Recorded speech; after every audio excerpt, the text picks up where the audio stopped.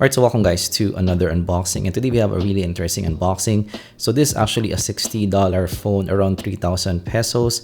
And for me personally, I always use a flagship phone. This is the S21 Ultra, and also I do have an iPhone as well. So I usually use two OSs here. And yeah, this is my first time looking at a phone in this price range and a smartphone as well. So we're gonna figure out what this price range offers. Is it gonna be worth it? We're gonna find out in this video.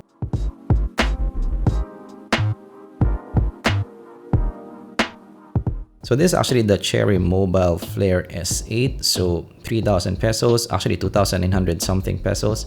So definitely really cool price for smartphone. Actually, I was amazed that you're getting a full smartphone now in that price range.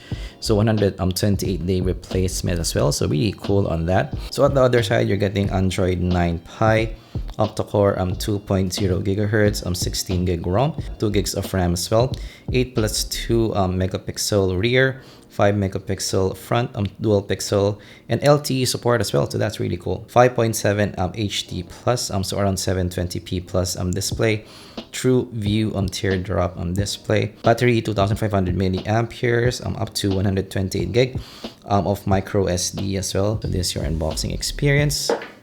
So looking at the package itself, you're getting a charger, USB-A as well. Actually, you're not getting a charger in my flagship phone. You don't have a charger, so it's cool that you're seeing a charger here in this price range. I'm getting a micro USB as well, and you're also getting an earphone as well. So again, in my more expensive pair, you're not getting this, so that's actually quite cool. And also here, you're actually getting a case as well. Alright, so this is the phone itself, and it's not that big for me. So maybe in terms of size, it's similar to maybe the iPhone X for me. So comparing it quickly to the S21 Ultra, so yeah, definitely it's in the smaller side. And some people actually prefer this size. Actually, I find the iPhone X size to be just right in terms of everyday use. Actually, for the price they're paying for, it's quite decent for me. That's a bit of weight to it, but yeah, definitely it's made of mostly plastic, and that is the texture that you're getting at the back. And for the price range, you're even getting some texturing that is quite cool. Cherry Mobile at the top. You're getting two cameras here and an LED as well. So yeah, the formation is more of the maybe XS Max, the iPhone XS Max, and you're getting a teardrop display as well. And at the top, you're getting that a micro USB and 3.5mm jack as well.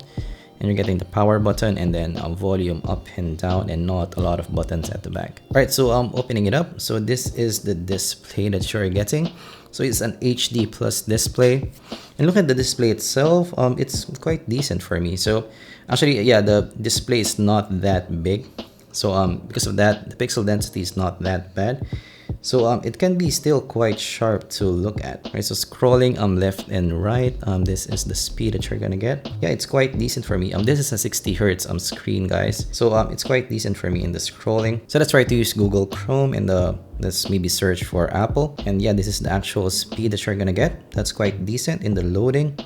So the scrolling, you have some stutter here and there. So opening Apple site. So Apple site has some, some images. So not that bad. So it's pretty responsive for me. Of course, yes, we're just, testing the actual experience. You have stutters here and there, but it's still quite responsive for me. So maybe let's try to go to YouTube. So that's the home button. So yeah, you have some delay there. So let's try to go to the YouTube app. So this is us viewing a whole video. Maybe not that much bass. When you're listening to some YouTube movies, videos, you won't have an issue with this.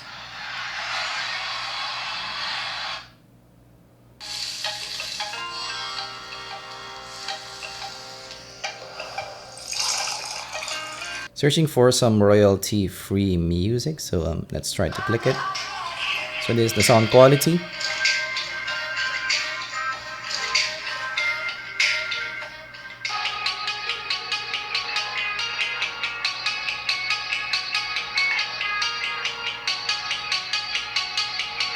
So the sound quality can get quite loud.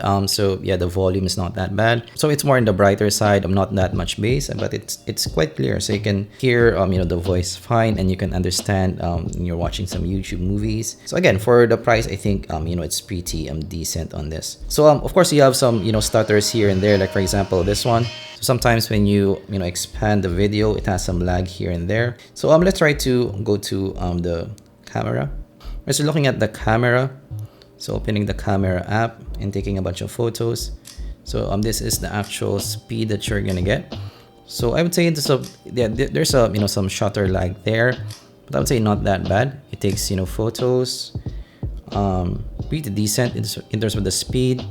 And then looking at the photo itself, zooming in. So yeah, not the most contrasty photo, but it can get quite sharp. Right, so let's try to close this thing. So of course, this is just a quick unboxing, guys. But from what I'm seeing so far, so what I like about it is, yeah, the screen is decent here, especially for the price they're paying for. It's amazing that you're getting a pretty sharp screen. So I have seen several screens in the budget space, and they can be quite pixelated to look at. But this one still has some sharpness to it. That's quite cool. So maybe it's the combination of having a smaller screen and also an HD plus display. So in this screen, it is pretty good. The speed as well for me is quite usable. So you have stutters here and there. So it's not gonna beat your flagships, but I think for the price you're paying for, it's quite usable. So for YouTube, content watching, it will perform nicely for you. And also the speaker for me, can get quite loud as well. So that's pretty cool. And also, yeah, you're getting kind of an edge-to-edge design here. You have the chin there at the bottom, but yeah, the top, for the price that you're paying for, I think it's pretty cool that you're getting this. Of course, in terms of cons, it doesn't have the best camera here. And also, yeah, it can be still, quite plasticky to hold. You will put a case anyway, so that might not be that big of an issue. And also, the layout as well, that charging, is at the top, so that might not be for everybody. So that's some cons that I can think of. But I think overall, for the price that you're paying for $60, you're getting already a smartphone here. And that is, quite impressive because, yeah, for me, actually, maybe my case is almost, divided by two, the whole phone. So my case is around 1,500 pesos, and for 3,000 pesos, you're getting a whole phone. So that, and it performs really well as well. So I think it's worth the price that you're paying for. And with that 128-day replacement, you will have some peace of mind that if anything breaks, you can replace it. So I think it's a pretty good value for money. Actually, guys, another phone that is the same price as this is this Nokia banana phone. So yeah, for the same price as this, you're getting already a smartphone. I think that is a pretty good deal. So for me, is it worth it? I would say yes. Definitely this can be a nice entry point for a lot of people. Right, so that's my check and unboxing of actually quick unboxing of the Flare S8 Lite. So actually I would like to check out more budget phones in the future, because I'm just interested to check out budget phones, because I'm mostly using flagship, and I already know that flagships will perform nice, but for budget phones, it will be nice to find some gems here and there, to explore what's good, what's not good, because yeah, for more budget phones, I think it's still kind of a wild west. There are some phones that are really nice, and there are some phones that are not so good. So finding that, I think, will be more of a challenge compared to flagship phones that you already know that if you're paying this, it will be quite a good performer. It will be just up to preference, but for budget phones, it will be nice to find gems here and there. So that's our unboxing of the Flare S8 Lite. Of course, if you learned something, leave a like and subscribe for more content like this in the future. Thanks for watching, and I'm gonna see you guys in the next Z-Bolt unboxing. Goodbye.